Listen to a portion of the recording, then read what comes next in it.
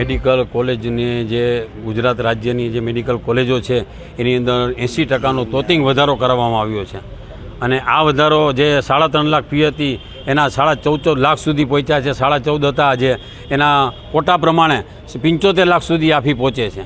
તો ગરીબ અને મધ્યમ વર્ગના લોકો આ ફી કેમ પોસાય અને એના છોકરા ડૉક્ટર કઈ રીતે બનશે? આટલા પૈસામાં તો રશિયા છે, કેનેડા છે, યુક્રેન છે, એમાં વિદ્યાર્થીઓ ભણે તો માસ્ટર ડિગ્રી થઈ શકે. તો આના કરતાં વધારે ત્યાં આના કરતાં સસ્તું છે ત્યાં. તો ગાંધી ચિંધ્યારે અમે આંદોલન કરીશું અને આ સરકારને અમે કહેવા માંગીએ છીએ કે તાત્કાલિક ફીમાં ઘટાડો કરો અથવા તો આ જે તમે ગેરવ્યાજબી વસ્તુ છે એની અમે આંદોલન કરીશું. જો આ નહીં કરે તો અમે વાલીઓને લઈ અને રસ્તા રોકો આંદોલન કરીશું.